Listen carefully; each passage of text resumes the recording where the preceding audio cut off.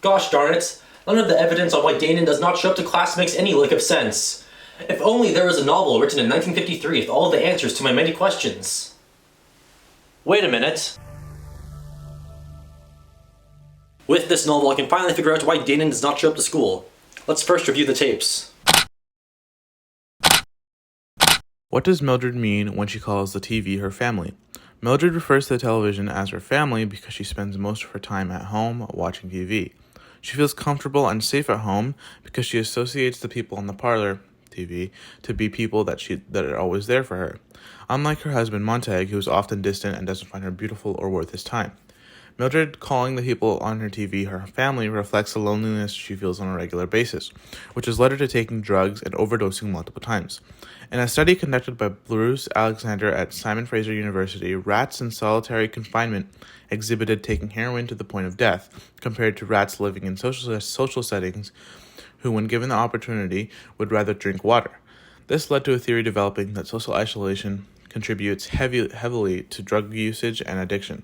The study shows the importance of living in an area where you get a lot of social interactions, which unfortunately isn't the case for Mildred, as she was unable to leave her home and enter a social setting and get the help she needed.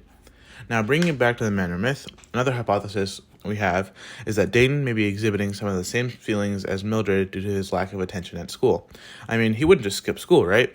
It must be that he misses the people on his TV or the characters in the video games he plays, and always has a need to be with them. At the beginning of Fahrenheit 451, all we know about Montag is that he is a good, hard-working fireman who believes in the cause and that what he is doing is right. He believed that burning books was the right thing to do, likely due to the large amounts of propaganda. Then, quite early in the book, he meets a girl named Clarice, who introduces him to the idea that life can be much more than he thinks it can be. Following this meeting, Montag is persuaded into breaking rules, including taking a book from one of the houses before he burns it down. We truly will never know if Montag still would have ended up going in this direction without the influence of Clarice, or whether he would have stayed on the same law-abiding, ignorant path. It is clear and obvious, however, that Clarice did help open his eyes and head him down the path he is on, which, for better or worse, is a better way to live life with open eyes as opposed to only believing what the world wants us to. This leads me to believe that Daynen has a general disregard for rules and order, which seems clear given his propensity for being absent. However, the example of Montag and Clarice brings to mind a very interesting theory. It is also entirely possible, aside from an indifference towards rule and order, that there is someone else, Daynen's personal Clarice, that is preventing him from always being at school. The others in our lives often have a very strong influence on our own personality, as Jim Rohn states. You are the average of the 5 people you spend the most time with. Additionally, there may be something preventing us from seeing Daynen's point of view, similar to how Beatty refused to even consider the possibility that books could be a good thing. No one seems to enjoy life in Fahrenheit 451. Everyone wears their happiness as a mask in order to hide their true discontent in life. These people have everything they need: a home, a family, food and water, but they have nothing else. They may be content, but nothing more than that. Their society has stripped their lives of any substance. Film, religion, and literature have all been dumbed down in order to avoid discussion, and the people have been forced to accept that life can't get any better. The book burnings, vehicular manslaughter, and fascination of war can all be explained away as attempts at cheap thrills, a way to escape their boring lives. These characters don't know what happiness is, and they just want to feel something, anything. This is perhaps why death is not seen as such a big deal to Mildred or her friends, as they already view life as boring or meaningless, but don't want to escape or step out of line. They try to buy happiness, as seen through Mildred's persistence on having a 4th television early on in the novel, but more commercial goods won't fill that empty hole in their lives. These people lack any motive or passion. They are just living for the sake of living. It also does not appear that Mildred has a job of any sort. Perhaps she's experiencing a lack of usefulness, similar to how recent retirees feel soon after finishing their careers. Having a job or occupation provides achievement and satisfaction.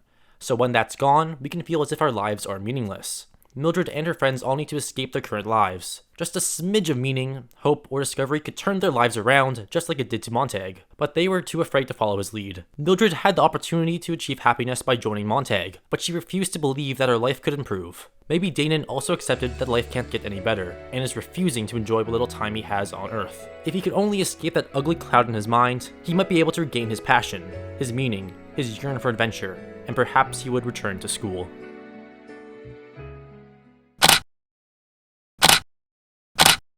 Fahrenheit 451 presents physical violence, technological violence, emotional violence, and psychological violence as tools used by the government to maintain control over its citizens. As the story unfolds, the reader is taken on a journey through a world where violence is not only accepted but encouraged.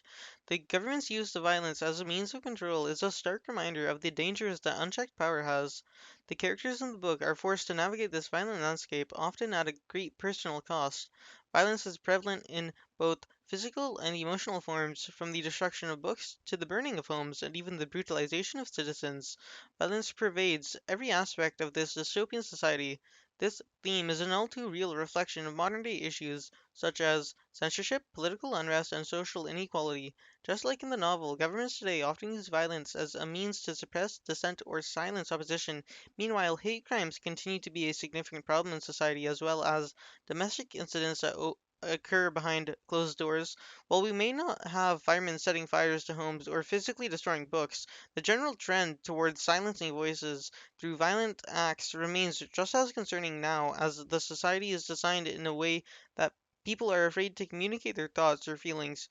Now, by connecting these strings, I finally can tell you why I am not at school. It's because I get into fights and act rebellious and act out to get attention. And what better way for me to act out than by missing classes? But that could just be a lie. So let's just say the real reason I don't go to school is because I think the world is so violent, and that has resulted in me being too frightened to leave my house. That still doesn't answer any of my questions. Unless Daynen was actually at school all along. We just never saw him. That's it. That's finally the answer to my questions.